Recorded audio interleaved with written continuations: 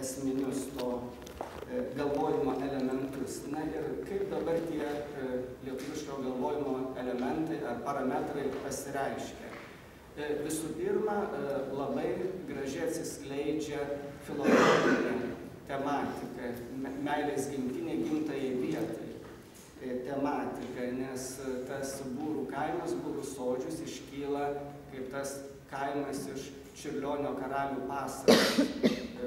Ta kaimo bendruomenė, kur gyvena ir gerieji, ir blogieji būrai, iškyla kaip ta lietuviška bendruomenė, kuri yra artima, jauki ir būtent iš tos perspektyvos yra verta žiūrėti, verta mokyti ir pats tikrovės pasaulio vaizdavimas yra projektuojamas būtent iš šitos perspektyvos.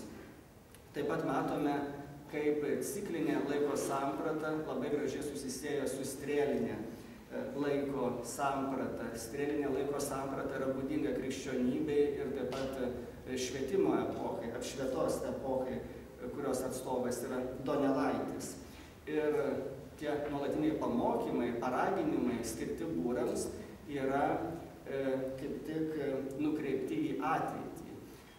Duodama suprasti, kad kiekvienais metais galima tuos darbus nuveikti geriau, galima tą būro būtį pagerinti. Tai yra tikrai tokie vilties ženklai, vilties perspektyva. Ir kartu metų ciklas formuoja tą pasikartojančią laiko struktūrą, ciklinę laiko struktūrą.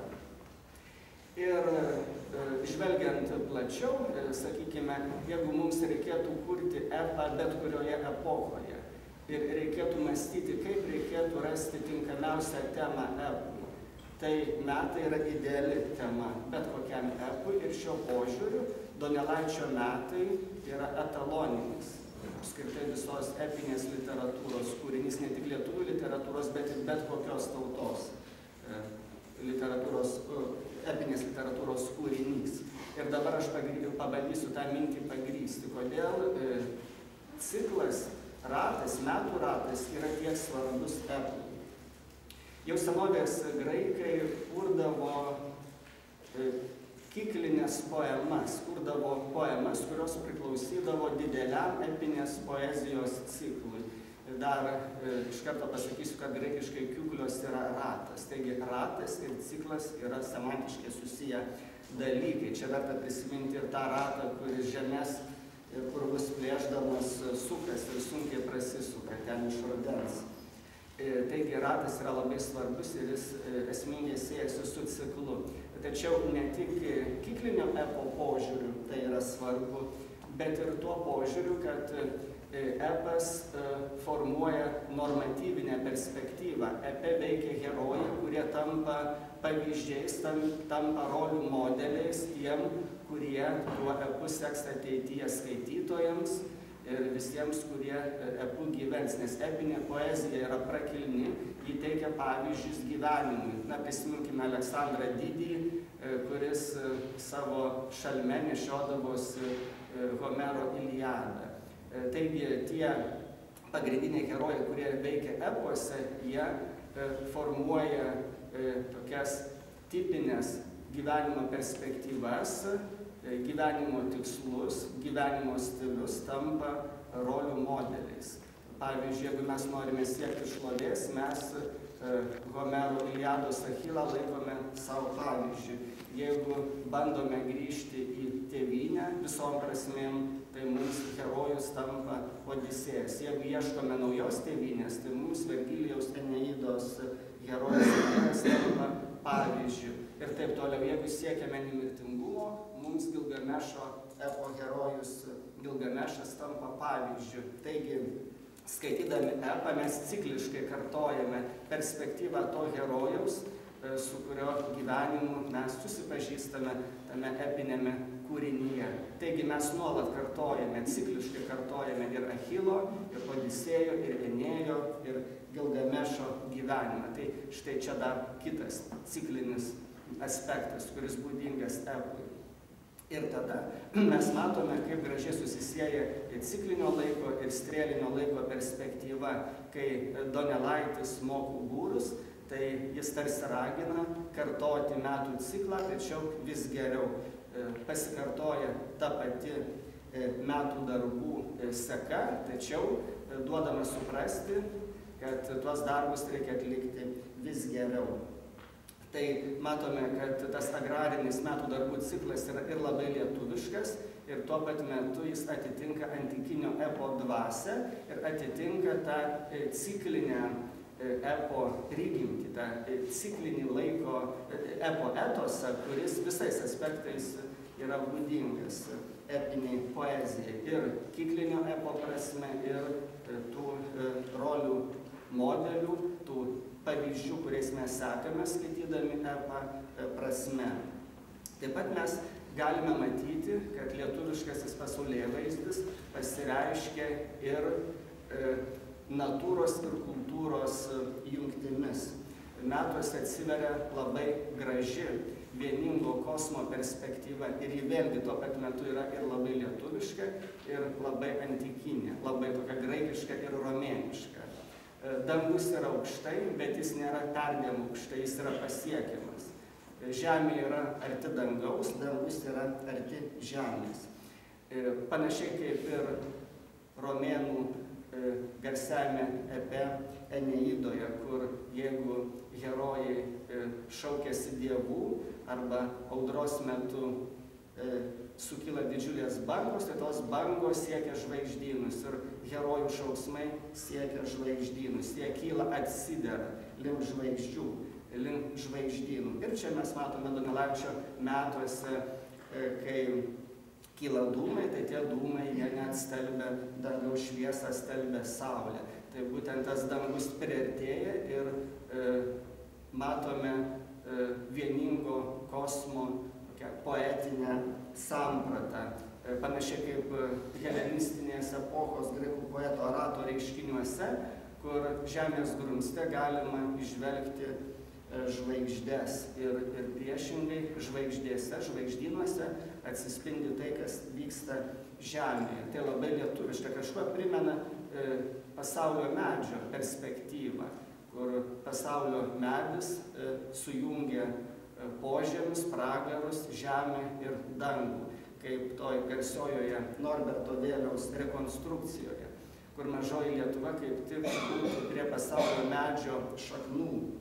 Ir tada kaip tik turėtume numanyti, kad toks poetas, kuris kilęs iš vakarų Lietuvos, iš mažosios Lietuvos, turėtų labai ryškiai akcentuoti tą žemės semantiką, žemės perspektyvą. Ir mes tą ir matome Donelaičio metuose. Tos žemės yra labai daug, to grumsto, to purvo, bet purvo, kuris yra šiltas, jaukus, labai daug.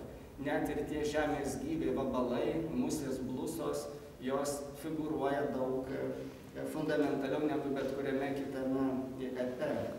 Ir tai yra labai lietuviška, atitinka pasaulio medžio šaknų situaciją. Taip pat matome ir kiekvienam archainiam pasaulėvaizdžiui būdingą mąstymą binarinėmis opozicijomis. Matome, kad metuose, kaip ir kitoje epinėje literatūroje, veikia gėrio ir blogio jėgos, kurios šiek tiek yra hiperbolizuojamos, hipostazuojamos. Saulės šviesa kovoja su šalčio pramanais, su šalčio pramonėmis. Lietuviai būrai yra priešstatoje su engėjais vokiečiais. Tie patys būrai vėlgi skyla į dvi kategorijas, į geruosius ir bloguosius, į vėžliguosius ir nelabuosius. Taigi tas struktūrinis momentas irgi labai yra ryškus. Ir jis, matyti, yra tuo pat metu ir mitologiškas, ir lietuviškas archainė prasme, ir ateina iš tokios bendros mąstymo prigimties. Ir čia, matyti, nereikėtų specifiškai galbūt sieti su lietuviškumu, bet tas lietuviškumas tada gražiai susisieja su ta universalia žmogaus mąstymo prigimtimi, tuo universaliu mąstymo būdu. Ir ta moralinė vėžligųjų ir nelabųjų būrų kova įgyja tokį beveik herojinį matmenį. Čia mes neturime achajų ir trojėnų ir čia nevyksta aršios kovos, bet vyksta moralinė kova tarp gerųjų ir blogųjų būrų, taip pat kiekvieno žmogaus gyvenime vyksta kova su savo ydomis. Štai šitoje arenoje vyksta tos didžiosios kovos, į kurias mes turėtume kreipti dėmesį. Ir čia vėlgi pasireiškia Donelaičio gabumas, talentas, genialumas, tai, kad jis sugeba suderinti lituanistinę perspektyvą, tą kalbėjimą iš lietuviškojo mentalumo požiūrio taško ir tuo pat metu atitinka epo apskritai etosą, epo apskritai prigimtį. Nes metai, kaip jau sakiau, yra etaloninis epinės literatūros kūrinys. Ir Donelaitis, pasirinkdamas kalbėjimą iš būro perspektyvos, jis ne tik, kaip mes galėtume pasakyti, aukojasi, pasirinkdamas ne kažkokią biurgerio poziciją, bet būro poziciją. Jis daro labai racionalų sprendimą, nes jeigu būtų parašęs kokią nors miesčionišką epinę poemą apie feodalų kovas, tai tas kūrinys būtų tiek pat nesėkmingas, kiek ankstyvosios Respublikos romėnai sukurti epai. Nes romėnai labai ilgai ieškojo romėniško epo braižo ir tik Vergilijui šiaip tai pavyko tą braižą atrasti. Taigi poetui, kuris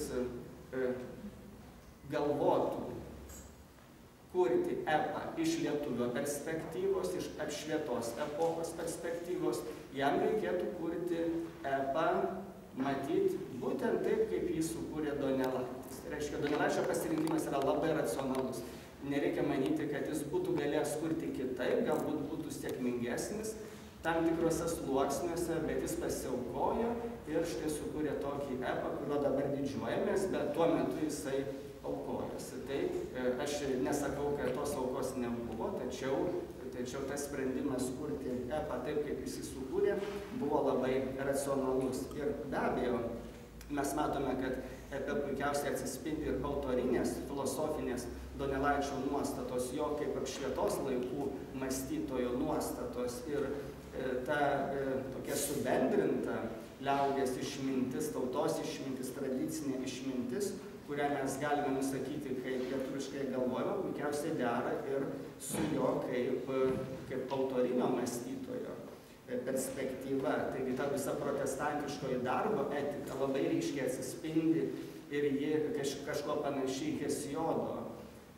didaktinės nuostatas, kurias matome darbuose ir dienose. Labai panašiai tos nuostatos yra įbrėžiamos ir tai, kas labai žavi, tai gebėjimas derinti darbą su poilsiu. Ne tik darbo sunkumas, bet ir tas toksai darbo estetiškumas. Tai puikiai atsiskleidžia Donelaičio kūrinė, labai panašiai kaip ir Hesiodo epe ir netgi Homero Odisėjoje, kur šeštojoje giesmėje Fajako karaliaus Alkinojo duktė Nausikaja, išskelbusi žlugtą, po to kartu su tarnaitėmis labai gražiai žaidžia sviediniu. Taigi tas darbas kažkoks labai lengvas, labai nesunkus ir jis natūraliai pereina į žaidimą. Tai ta puikia darbo ir poilsio dialektika, tas puikus persipynimas, jis yra dar vienas tos kosminės vienovės ženklas. Kita vertus, Donelaičio metuose pavaizduotas būro likimas yra egzistenciškai vis dėlto sunkesnis negu tas likimas, kuris vaizduojamas iš graiko arba romėno perspektyvos. Vis tiek tas ratas, kuris sukasi per purvą, sukasi sunkiai, jis kyla link tos aukščiausios savo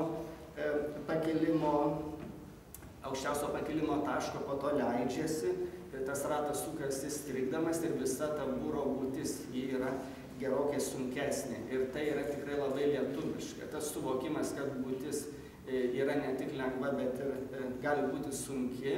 Ir ta būties našta yra sunki. Ir tas naštos nešimas yra lėtas. Galbūt kartais net vangus. Irgi atreiškia dar vieną lietuviško mentaliteto bruožą. Donelaičio hegzametras turėtų būti skaitomas lėtai. Ir tas visas metų ciklas sukasi lėtai. Ir jis turi tą kilimo nuo žemės link viršutinės pozicijos atkarpą ir leidimosi nuo viršutinės pozicijos iki apatinio taško atkarpą. Ir į viršų kyla lėtai, po to leidžiasi lengviau. Ir dar kalbant apie tą cikliškumą, verta paminėti, kad tas ratas iškyla labai įvairiais pavydalais. Saulė, kuri kyla į zenitą ir kyla į skirtingą aukštį skirtingų metų laikų, vėlgi yra tas kosminis ratas. Ji atkopia vis aukščiau, einant nuo žiemos link pavasario ir vasaros, ir tarsi audimo šaudyklė, ji šaudo nuo žemės iki dangaus, sujungia, suaudžia dangų su žeme, ir tai yra tas kosminis ratas, pati Saulė. Ji, sukasi ir galbūt kartais lengviau, kartais sunkiau, ji primena tą kosminį ratą. Taip pat pati sakinio struktūra, pavyzdžiui, toks sakinio konstravimas, kai, pavyzdžiui, yra išvardėmi konkretus dalykai, o po to apibendrinama. Tokia, sakytume, kaip protasis, apodosis, tokia struktūra, kurią matome retorikoje. Kai, pavyzdžiui, sakoma, kad vislab ir minimi konkretūs gyviai, kurie ten miegojo žiemą, ir po to visi jie jau sukyla gyventi, jie pradeda jau garbinti Saulę, garbinti dienos šviesą. Taigi konkretūs sakiniai, jie irgi kažkuo primena tą rato struktūrą, nuo konkretaus prie abstraktaus, ir įsisuka sunkiai, o po to apibendrinimu nusileidžia taip jau energingiau, ir tuos retorinės kalbos sluoksnius, tarsi purvą, kaip tas ratas teškina šmotis. Tai būtent sakinio struktūroje mes irgi matome tą ratą.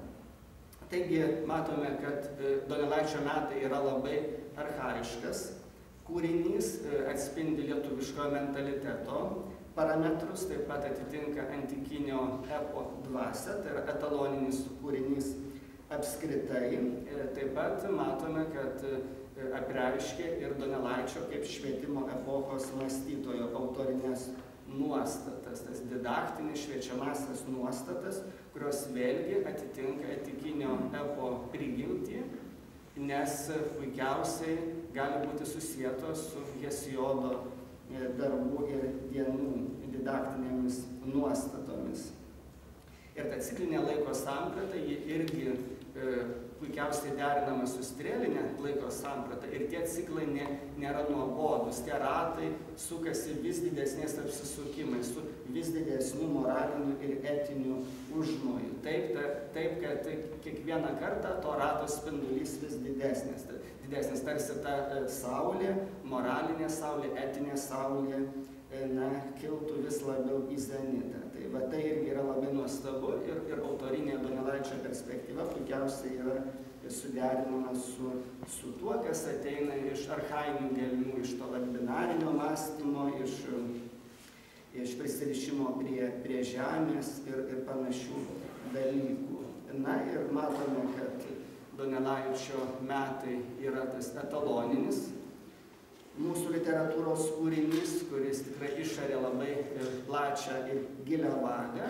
Ir labai svarbu yra ne tik Donelaičiu žavėtis, bet ir pabandyti įsivaizduoti jį kaip genialų kūrėją, kuris sprendė uždavinį, kaip sukurti tokį epą, kuris tikrai būtų tas ratas, kuris bus kartojamas ateities kartų, kuris teiks moralinius pavyzdžius ir kuris išliks literatūroje. Ir mes, kurdami ką nors, ar dalykinį tekstą, ar grožinį tekstą, turime klausti, kokios kraštinės sąlygos, kokie apribojimai mus veikia ir kaip mes turime kurti kūrinį taip, kad jis išlaikytų laiko išbandymą. Nes Donelaitis išsprendė šitą uždavinį. Ne tik apie jo auką turime kalbėti, bet ir apie labai racionalų sprendimą. Ir taip pat Donelaitis neturi varžyti mūsų kūrybinių perspektyvų ateityje.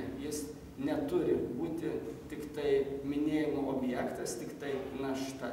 jis turi būti sektino pavyzdžio, susikalbėjimo